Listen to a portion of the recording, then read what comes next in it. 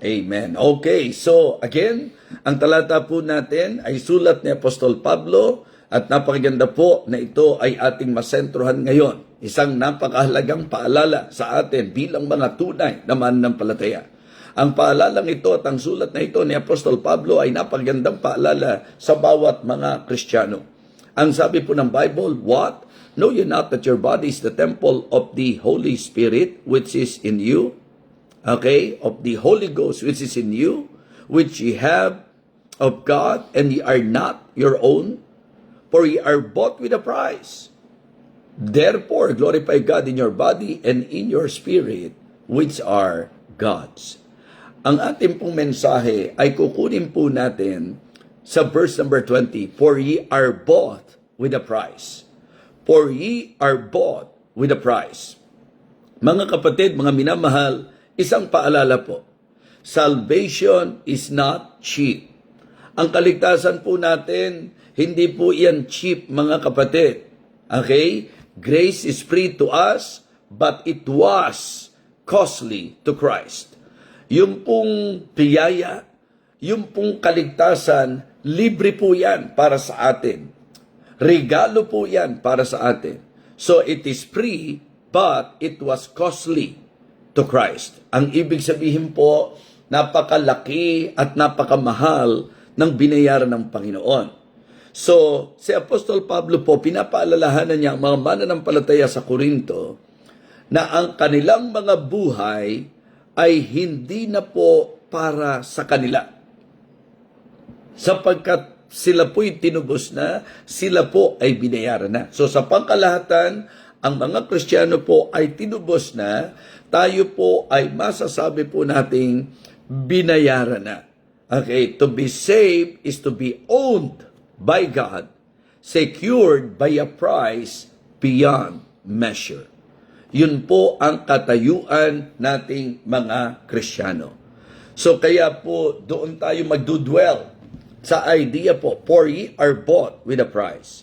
So ilang mga bagay po ang gusto kong ibigay sa bawat isa po sa atin sa mensaheng ito. Mga kapatid, number 1, the price was precious. The price was precious. Napaka-precious po ng naging halaga. Alam nyo kung ano po? The blood of Christ. The blood of Christ. Sa usapang katubusan, sa usapang kapatawaran, ang sabi po ng Hebrews, mga kapatid, for without shedding of blood, there's no remission. There is no remission. Without the shedding of blood, there is no remission. So sa usapan po ng pagtubos, sa usapan po ng pagpapatawad, ang kinailangan po ay ang pagtitigis ng dugo. And I am telling you, mga kapatid, mga minamahal, na ang pinangtubos sa atin po ay ang dalisay, ang walang salang dugo ng ating Panginoon. That is the reason why sinasabi ko po sa unang puntos natin, the price was precious. Sa talakayin natin, tayo po'y binayaran na, tayo po'y tinubos na. It is good for all of us to realize that the price was precious. Hindi po silver, hindi po gold, ayon sa sabi po ni Peter sa 1 Peter chapter 1 verses 18 and 19. Not silver nor gold. Hindi po yan ang pinantubos po sa atin. Hindi po human effort, mga kapatid, or human merit, but the spotless blood of the Lamb. Alam naman po natin na sa pagtuturo po ng Bible, talagang ang ating Panginoon Jesucristo, siya po ang kordero ng Diyos, na kung saan makapaglilinis ng kasalanan ng sangkatauhan. Remember John the Baptist, when he prepared the way, and then sinabi po niya, behold the Lamb of God, which taketh away the sins of the world. And that is exactly nangyari po, mga kapatid. Malinaw po na ang ating pong kaligtasan, ito po ay dahil sa hindi bibirong pangtubos sa atin, mga kapatid. So the price was precious sapagkat ang pinangtubos ay ang dalisay na dugo ng ating Panginoon. Ang ating pong Panginoong Jesus na nagtigis ng kanyang dugo alang-alang po sa atin. Kaya nga mga kapatid, mga minamahal, importante po na atin pong mabigyan ng pansin na ang halaga ng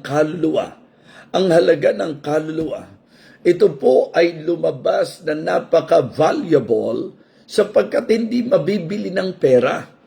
Wala pong taong matutubos sa pamamagitan ng kanyang kayamanan sa dami ng pera na meron po siya. No, hindi po kayang tapatan ng anumang yaman ang halaga ng kaluluwa.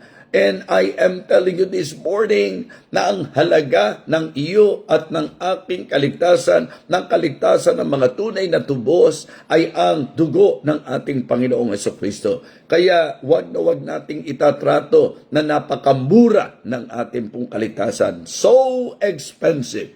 It was precious, mga kapatid. The blood of Christ. Yan po ang pinangtubos sa atin. So, paalala po, for ye are bought with a price, therefore glorify God in your body and in your spirit, which are God's. So tayo po'y pag-aari na ng Panginoon. Yes, yun po ang dapat maitatak sa isip ng bawat isa. So, ang unang puntos po natin, the price was precious. Okay? Number 2, the purchase was personal. Diba? The purchase was personal. Mga kapatid, Jesus Christ died for us. Kaya as individual, if you are a believer, you can claim and you can say that Jesus Christ died for you. Yan po ang patotoo po ng banal na kasulatan. Si Pablo po, ang sabi po niya sa Romans chapter 5 and verse number 8, but God commended His love toward us in that while we were yet sinners, Christ died for us. Mga kapatid, si Jesus Christ po, siya ay nagbigay ng kanyang buhay dahil sa kanyang pagmamahal sa bawat isa sa atin. Sa totoo lang po, alam niya ang ating mga pangalan.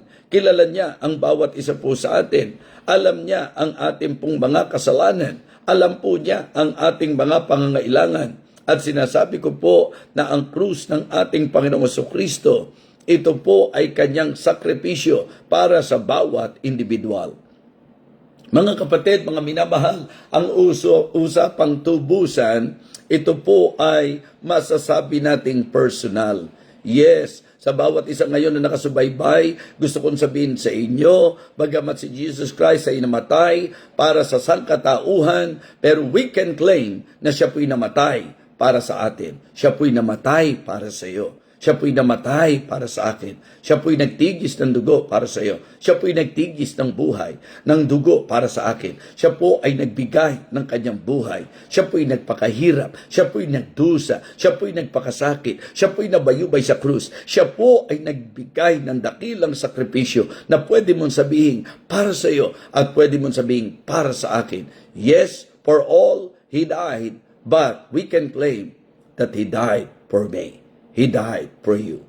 Okay? So yan po ang ating magandang maunawaan.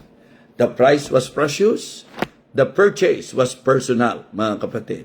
The purchase was personal. He died for us. He died for you. And the payment was paid in full. At ang bayad po, ang naging kabayaran, mga kapatid, ay nalagang bayad sa pangkabuuan. Diba? Paid in full. Dito naman, ang gusto kong kunin nyo pong idea, yung isinigaw po niya sa krus, na ang sabi po niya, it is finished. Okay? Ang idea po ng kanyang sigaw na ito, ang ibig sabihin, tetelestai. It means mission accomplished. It means paid in full. Kumbaga po sa illustration, di po ba? Mga kapatid, mga minamahal, ang pagtubos ay kumpletong nabayaran. Wala na pong dapat idagdag pa ang kahit sino po sa atin. Now, if you can notice, kung nakikinig po kayo sa akin, sapagkat sometimes, even ang circle ng mga Baptist, nagkakaroon ng debate about this. Ang totoo po niyan, nagkakaisa naman po tayo na ang tunay na mensahe at sigaw natin ang usapang katubusan, ang usapang kaligtasan, 100% na ito po ay gawa lamang ng ating Panginoon. Wala sa bahagi ko, wala sa bahagi mo, wala sa bahagi ng kahit sino, kahit na sinong Kristiyano, hindi po pwedeng mag-claim na sasabihin niya na kaya siya naligtas sapagkat may bahagi po siya. No. The work of redemption, again, may I emphasize to everyone, the work of salvation, the work of redemption, it is 100% work of our Lord Jesus Christ. Kaya siya po ang kabuuan, siya po ang kalubusan na sa usapang kaligtasan, what Jesus Christ did on the cross, kung ano po yung kanyang ginawa, ang dugo po niya, ang pagpapakasakit niya, lahat po mga kapatid, 100% na ang kaligtasan gawa ng Panginoon. At ito po'y inyo-offer sa atin for free. At ang ating pong masasabing tugon ay pananampalataya. Ang pananampalatayanan po natin, hindi po yung 99% work of redemption, hindi po ang bahagi lamang ng kaligtasan, kundi ang buong 100% work of our Lord Jesus Christ. Yun po ang ating sasampalatayanan. Kaya itinuturo po natin na ang salvation, ito po ay free gift. Diba? Romans 6:23, for the wages of sin is death, but the gift of God is eternal life through Jesus Christ our Lord. So yun po ang regalo sa atin, yung eternal life. At ito'y dapat sampalatayanan ng bawat isa sa atin. Alin po? Yung 100% work of our Lord Jesus Christ. Kaya nga sabi ko po, magandang laging napapaalahanan po tayo at magandang maintindihan po natin ang turo ng banal na kasulatan na ang bayad ng Panginoon, ito po ay binayaran niya in full. Okay? The payment was paid in full.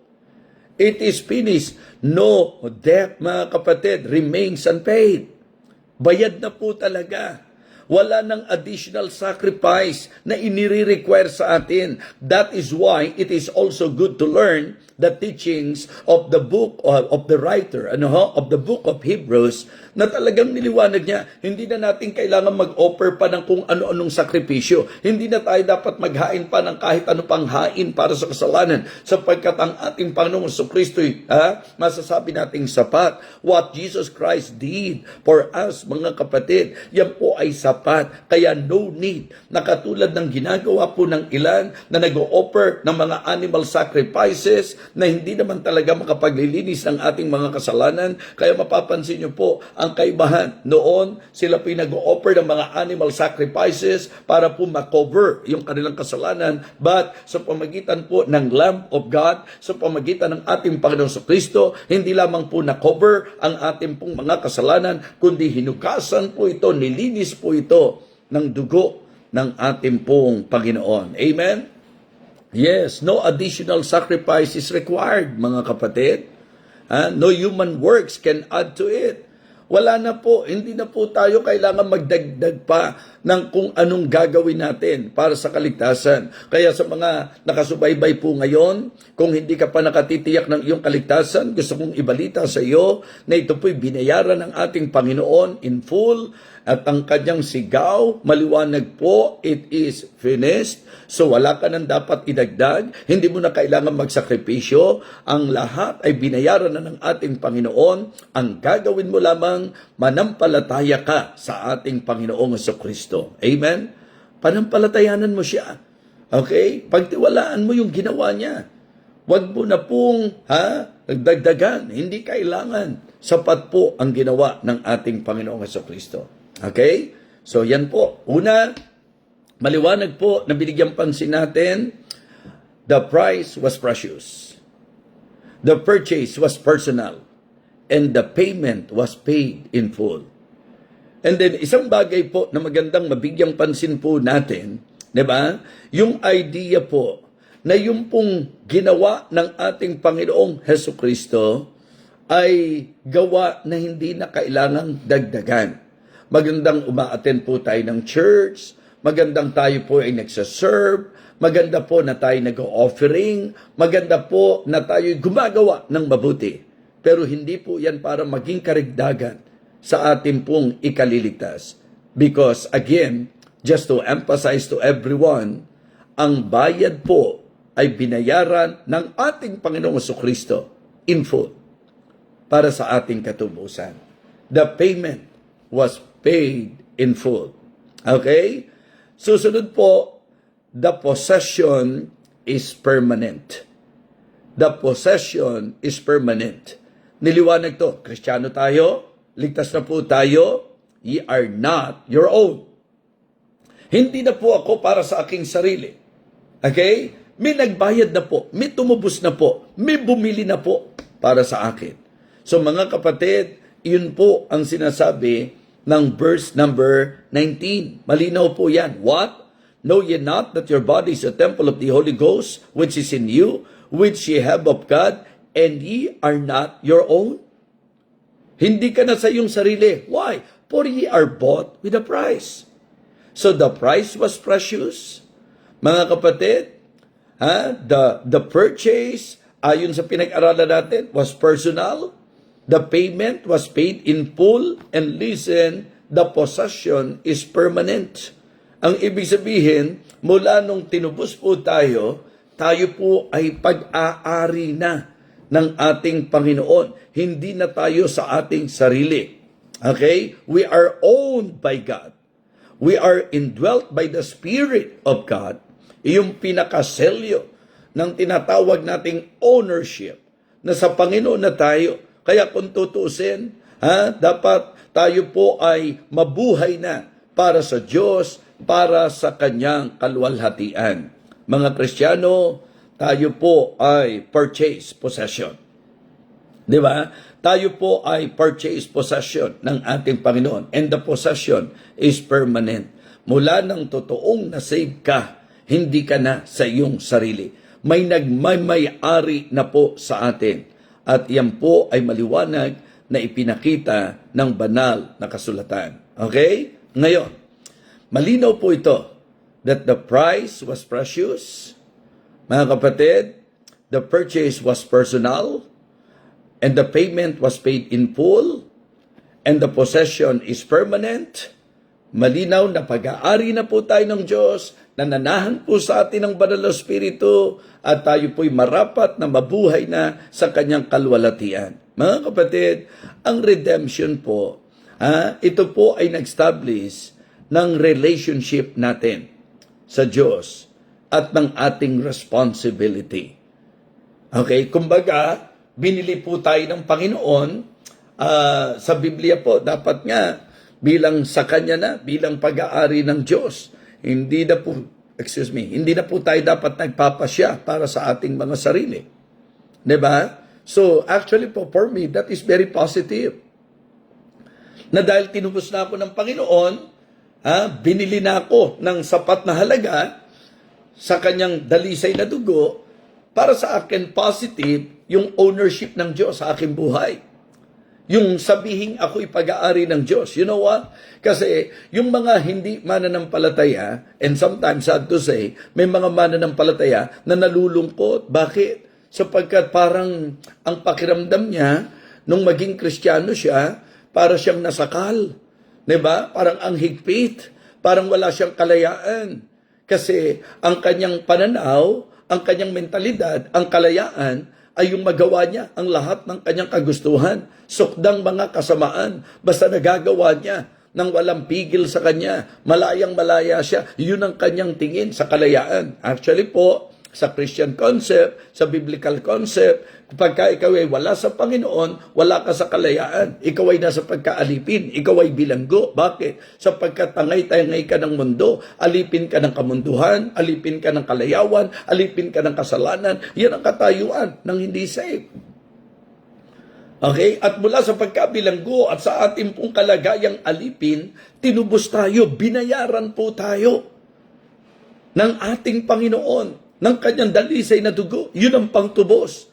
At dahil dito, nakalaya po tayo. Kaya ang tamang concept, pag Kristiyano ka, pinalaya ka ng Panginoon.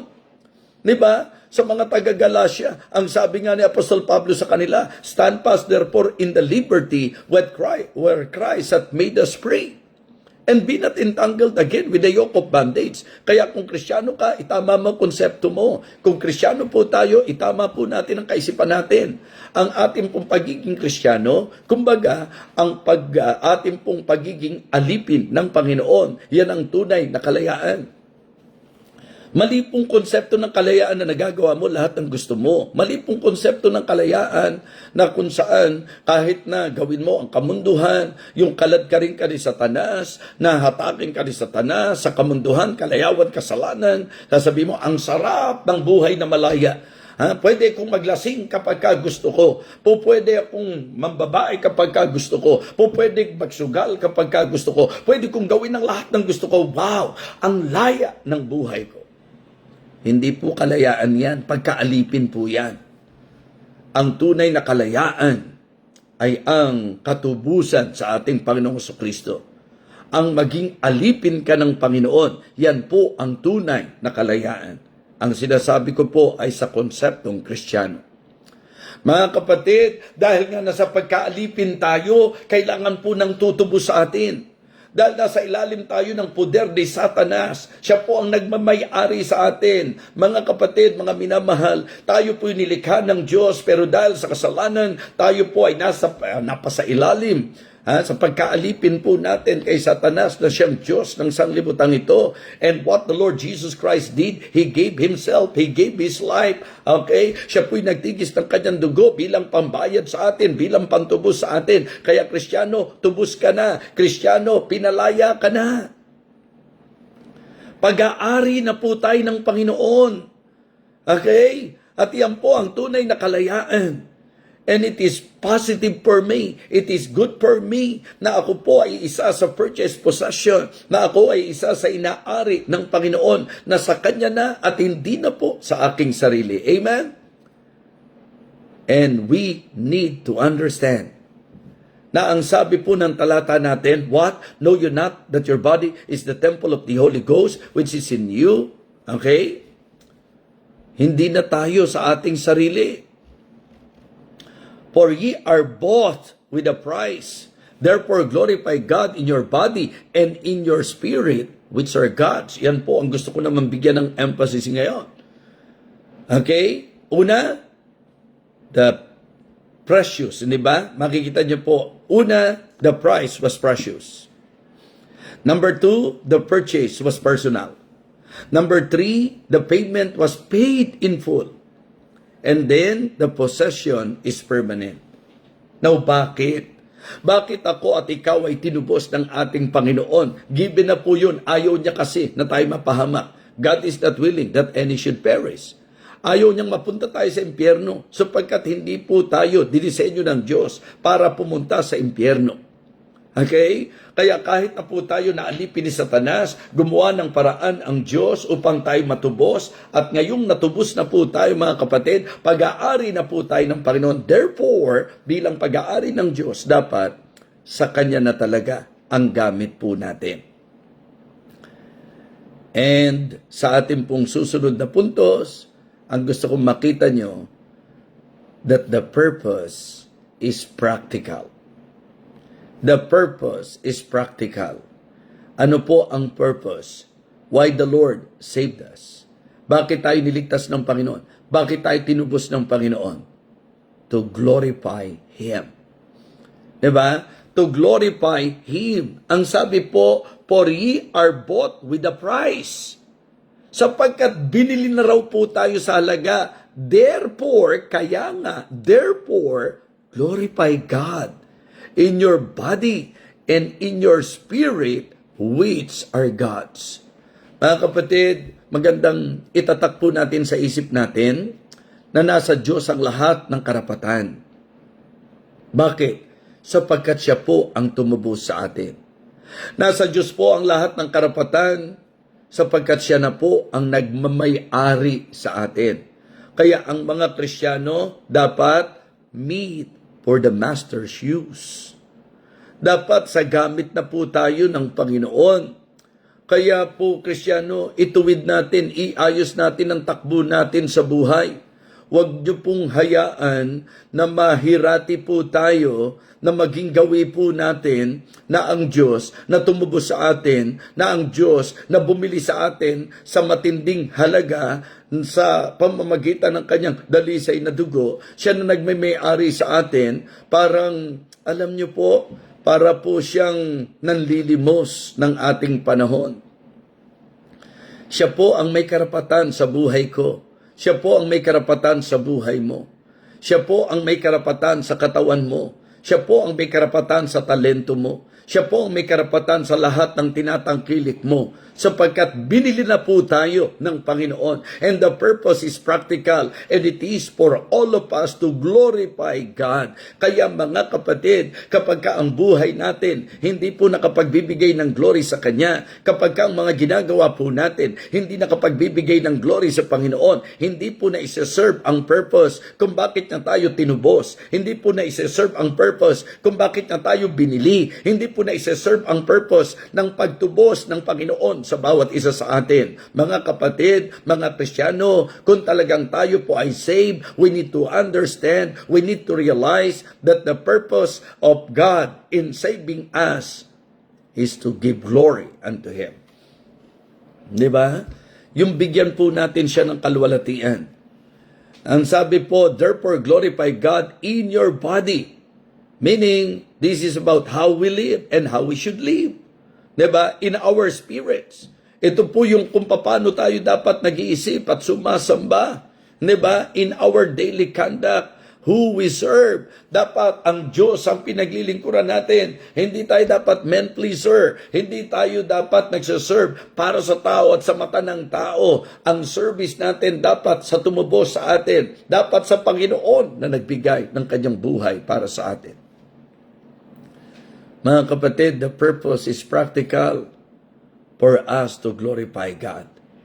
So, ang message po natin, for ye are bought with a price. Tayo po'y tinubos na. Tayo po ay binili na sa halaga, mga kapatid. At bilang nasa Panginoon, bilang binili ng Panginoon, mga bagay na dapat nating maisip, mga kapatid, sa ating pong kalagayan, bilang tinubos tayo ng Panginoon. Una po, the price was precious. Always put in your mind, very costly, napaka-precious po, dugo ng Panginoon ang pinangtubos niya sa atin. Second, the purchase was personal. Inibig niya ang buong sanglibutan. Pero pwede nating sabihin, personally, namatay siya para sa iyo, namatay siya para sa akin, namatay siya para sa bawat isa, namatay siya at siya po ay nagbayad para sa ating lahat. Amen? The purchase was personal. He died for us. He died for me. He died for you. The payment was paid in full. Hindi po natin dapat makalimutan na talagang binayaran po niya. Tetelestai, it is finished. Kumbaga mga kapatid, may tatak, bayad na, paid in full. Okay? At silyado na po tayo. The possession is permanent. Ye are not your own. Hindi na ako sa aking sarili. Hindi ka na sa sarili mo. Amen? The possession is permanent, mga kapatid. And the purpose is practical. Therefore, glorify God in your body, which are God's. So, dapat ang Kristiyano po, ang objective, ang goal ng kanyang buhay bilang pag-aari ng Diyos ay ang luwalhatiin ang Diyos. Yan po ang reason kung bakit ang sabi niya, whether therefore ye eat or ye drink or whatsoever you do, do all to the glory of God. O, kamusta po tayo? Lagi natin kine-claim, saved na tayo. Lagi natin kine-claim na Kristiyano na tayo. Na-realize ba natin na kaya tayo Kristiyano may tumubos sa atin? Na kaya tayo Kristiyano may nagbayad para sa atin? At yan po, yung Panginoon. Di ba? At napaka-precious ng naging halaga. At ito'y personal. Individually, siya po'y namatay para po sa atin. Siya po'y nagbayad para sa atin. Tinubos niya po tayo, mga kapatid. Diba? And the payment was paid in full. Bayad na. wala ka nang dapat gawin. Binayaran na po niya. Diba? Kung talagang hindi ka paligtas, bigyang pansin mo ang pangtubos ng Panginoon. So, at kung ikaw naman ay ligtas na, always remember, you are now God's possession. Diba? And the possession is permanent. Ye are not your own. Lagi nating ipaalala po sa sarili natin yan. Kasi kadalasan, desisyon natin para sa atin, ginagawa natin yung gusto natin, mali.